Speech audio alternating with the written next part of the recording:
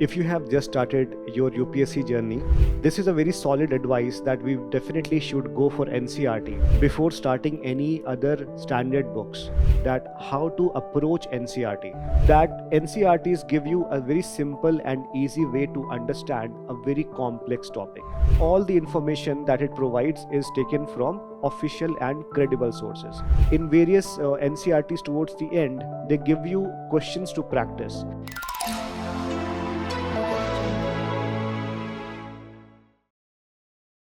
If you have just started your UPSC journey, chances are that many of your friends, mentors, or seniors would have advised you to go through NCERT first.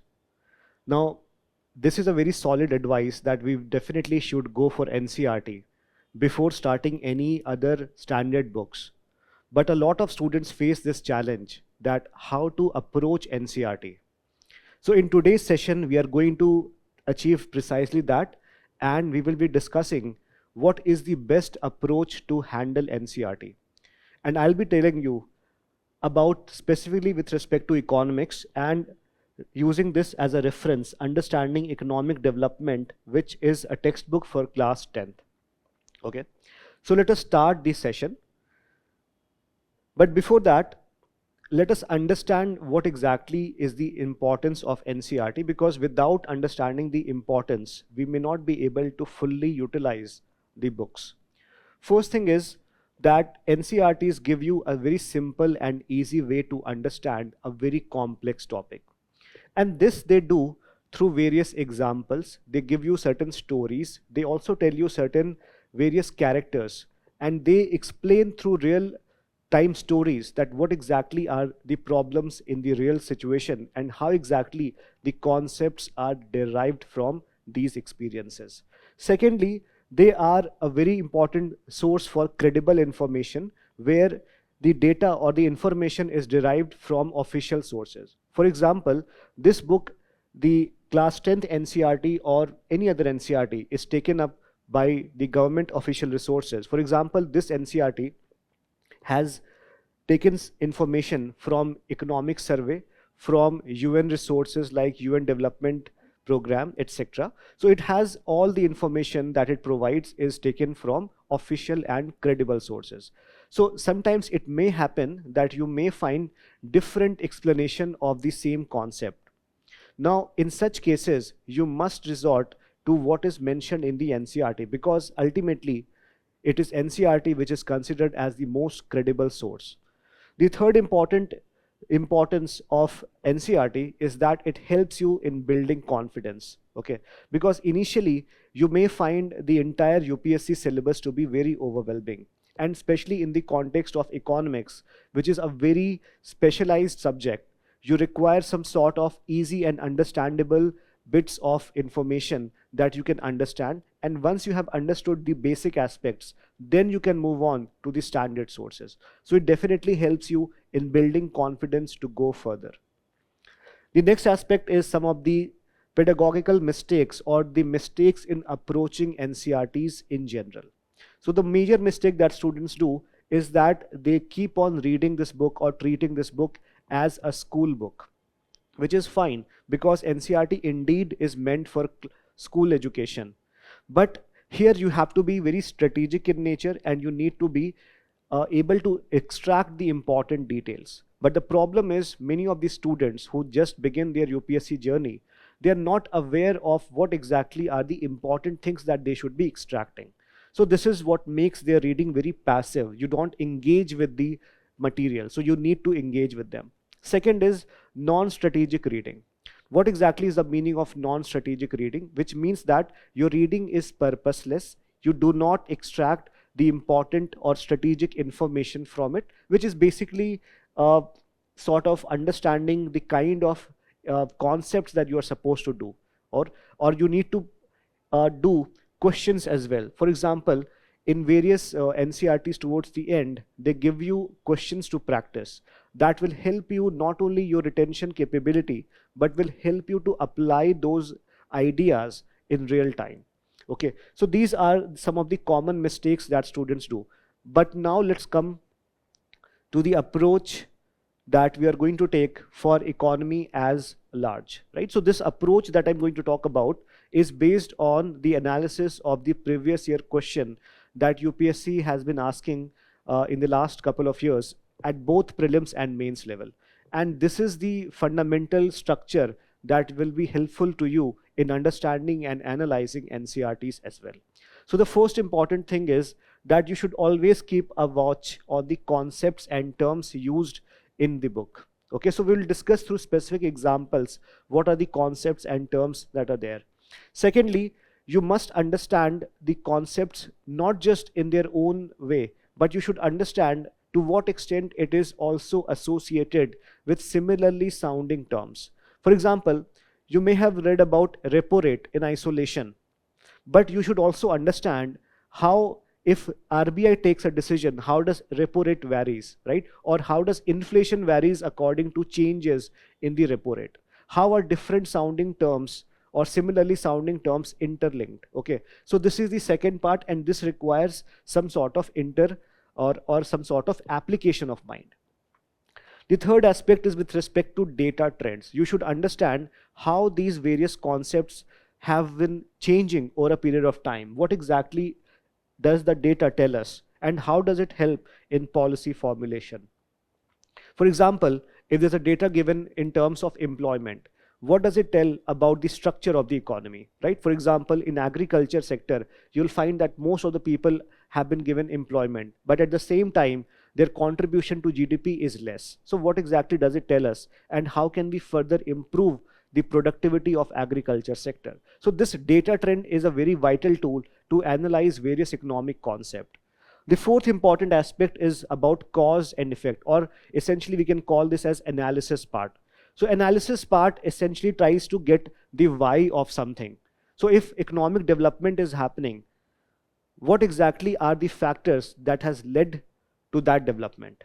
And if it is failing, how it is failing, why it is failing, what are the factors that are responsible for the failure of development, right? So here the cause and effect part is very important. You should be able to break down a concept into its various fundamental concepts or fundamental ingredients, and then you should be able to establish the interlinkages among them. The last part is about critical perspective. You should be you should be able to understand that things are not always ideal, and you should understand what exactly are the things that keep things from becoming ideal, right? So you should have this critical perspective, but critical perspective should not just be for the sake of it. You should always have a constructive critical perspective, which means that you should look into the negative aspect about something, but you should identify how these negative aspects can be further improved. Now with this, let us start analyzing chapter by chapter this particular book. Okay, so I'm talking about class 10th book, Economic Development of Economics. So it's a social and economic book. Okay, it has 4 chapters.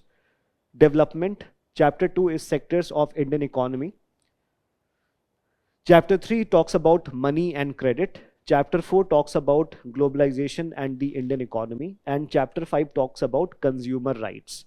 So you can see that overall the book is not more than 90 pages. Okay, and in 90 pages, of course, you should go for 1-2 readings just like that. And then once you have done 1 or 2 reading, then you should come back and try to see that whether you are following this framework or not. Because at the end of the day, what you really want to take away from this book is couple of things, right? You do not just want to read the book entirety, and you should not be able to recall any single thing. So how do you make sure that you have a concrete structural revision material from this book or not? This can be identified if you are following the 5-layer structure that we just discussed. So let me apply that to each of these chapters, starting with development. So again, we will be applying all these parameters to chapter 1 development, starting with concepts and terms. So in the first chapter, the concept of development is introduced. They have explained what exactly is development, how is it different from growth, how development, the idea of development is different from considered depending on the different perspective. So for a rich person, the idea of development would be very different. For women, the idea of development would be different. For a tribal person, the idea of development would be different. So this chapter introduces us to the concept of development, and it introduces us to the concept that development has various meaning for different people. It also introduces us with the idea of sustainable development, which means that development for the present without compromising the development needs of the future generation. Okay, so it talks about the concept of development, sustainable development, and then it also talks about the idea of growth and how they are measured. So growth can be measured in terms of per capita income. It talks about how per capita income is calculated, what exactly is the benefit of calculating this, and how exactly it acts as a proxy for growth. Okay, then it talks about other elements of areas which are not related to money. So per capita income is with respect to money consideration or wages that people earn on a general. But there are other considerations such as health and education that make development more inclusive compared to growth. So here you have parameters such as which takes into account health and education of people. And for health, you have two parameters that they have talked about: infant mortality rate and life expectancy. So here you make sure that you understand the precise meaning of IMR. You understand the precise meaning of literacy rate. You understand the precise meaning of life expectancy, right? So these are the things that makes for development. They can be used as a proxy to understand to what extent development has happened. And then per capita income can be used as a proxy or for the measuring the idea of growth. So this is the first thing that you should note: concepts and terms. The second thing that we talked about is about interlinkage.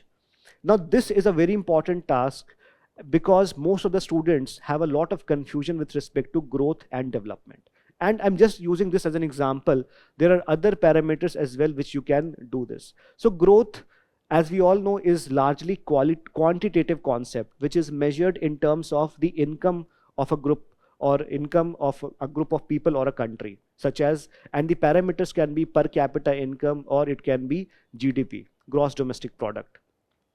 Development, on the other hand, is a qualitative concept. It cannot merely be measured in terms of per capita income or GDP. It requires to be measured across different domains, including health aspect, education, etc. as well.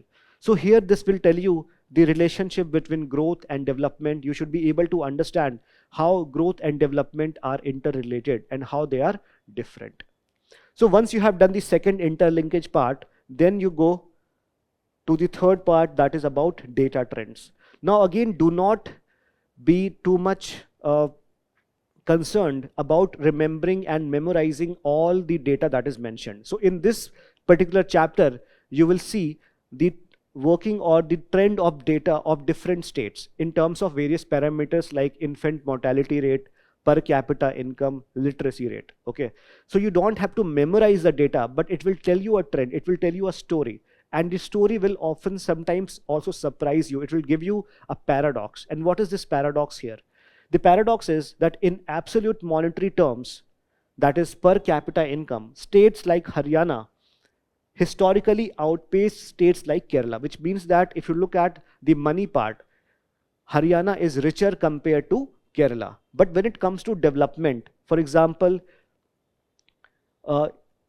literacy rates, net attendance ratio, Kerala is doing better. So which means that development is not entirely dependent only on achievement of high per capita income. So this is a major takeaway from the chapter, right? So this gives you a good example of data trend. Now the idea for you is not to memorize the specific data for each state, but as I mentioned earlier, you just have to look into what story is that data telling you.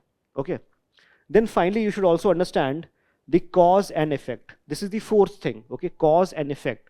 So this talks about the limitation of short-term growth metrics. So per capita income can be considered as a short-term metrics or a proxy of growth. What exactly it leads to? It leads to overexploitation of common pool resources, for example, groundwater, because you want to grow irrigation, or you want to increase the agricultural produce.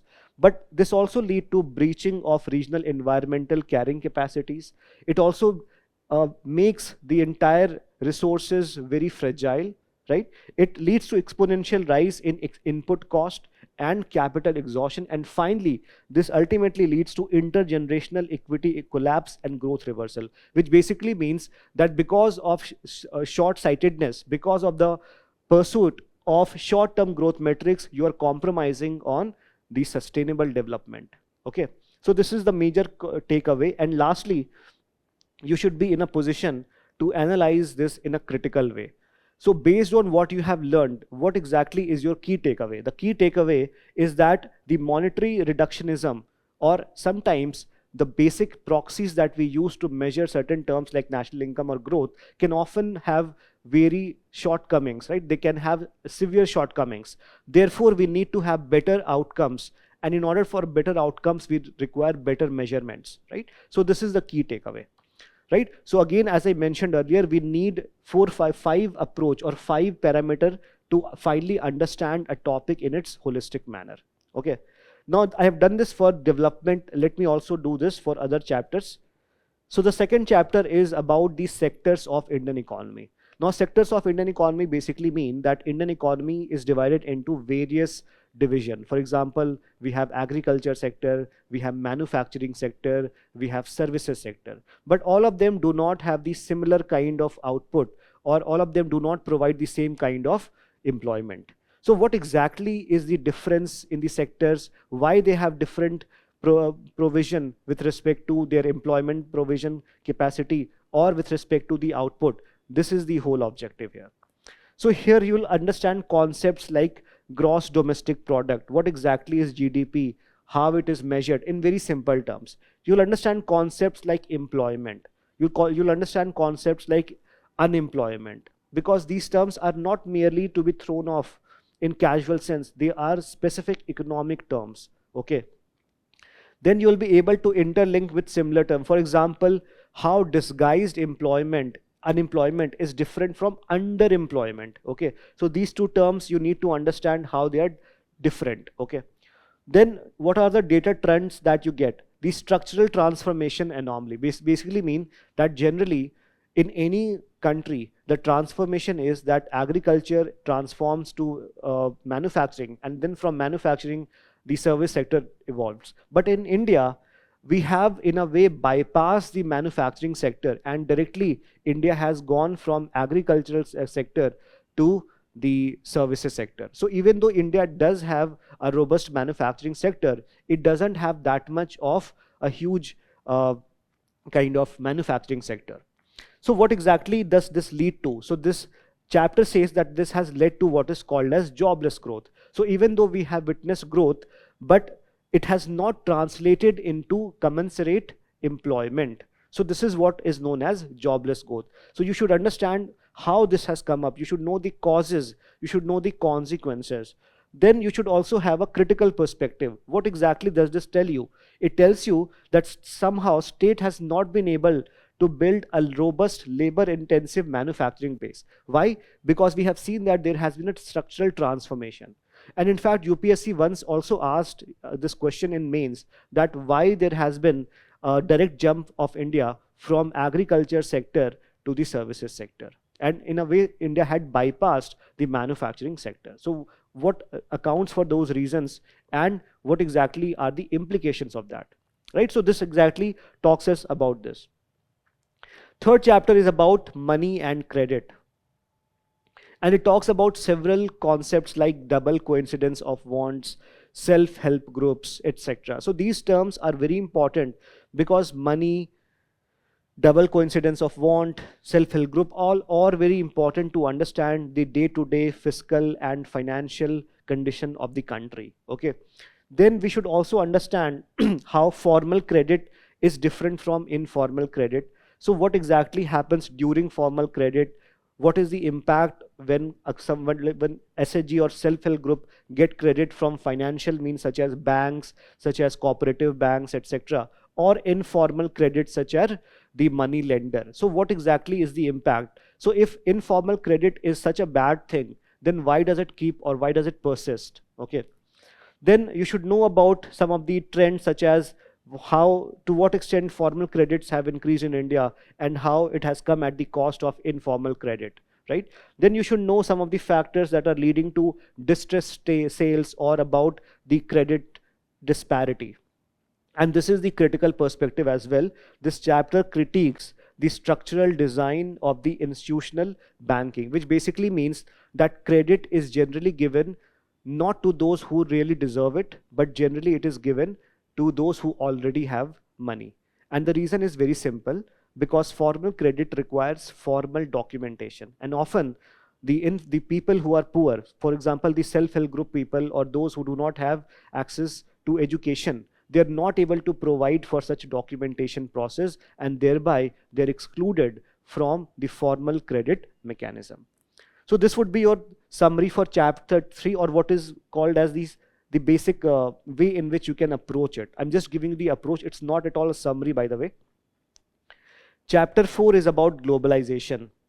Now this is very interesting because globalization is currently undergoing a lot of shifts and lot of transformation. So we must understand the process of globalization. What exactly is globalization? And you will come across terms like multinational companies. What are multinational corporations? What exactly is free trade? What does free means here? What exactly is the benefit of trading with different countries, right? So this is a very important chapter. Secondly, it will also help you to understand how similar terms like liberalization is different from privatization. Okay. Or you'll understand what is globalization. Is it merely an economic term, or does it also have cultural connotation? It will help you to understand the unequal flow. So where is the capital going? Capital is moving from the developed country to the developing country. But on the other hand, the labor is moving from developing country to the developed country. So what exactly is the consequence and why this is happening? This data, the story that will be told to you through data. Then you need to understand what exactly is the impact of globalization at world at large. And in fact, one of the consequences of globalization is that it has led to inequality, which means that rich has gone richer and the poor have gone poorer. So what exactly, how does it explain this situation? How does this phenomena has led to inequality? Because it was supposed to create prosperity. Okay.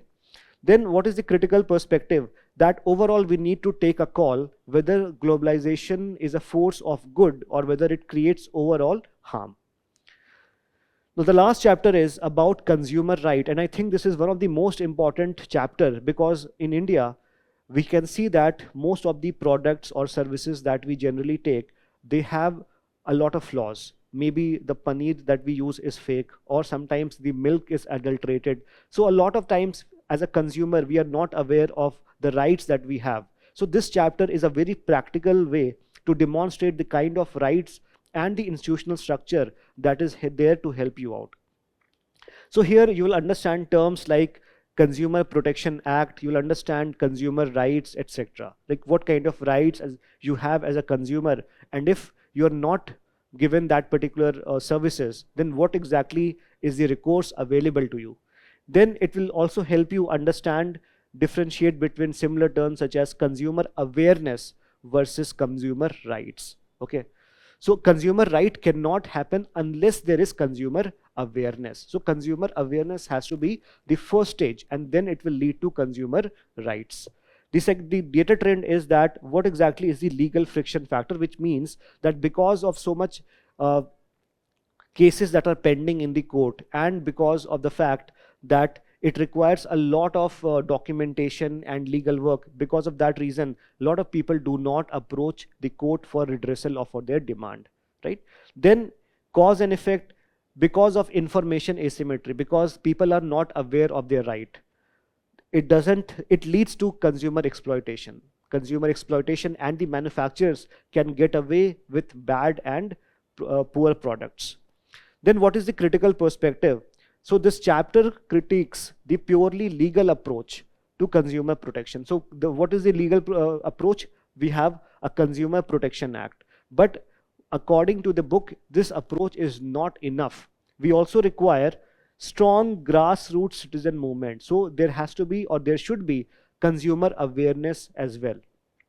Active public campaigns, strict enforcement by state regulators, formal statutory rights remains underutilized because it remains a right and nobody is able to understand or get what exactly is supposed to be done because of their rights. Okay, so this chapter is a very wonderful text which talks about the rights that you have and the recourse that you can take in case your rights are violated.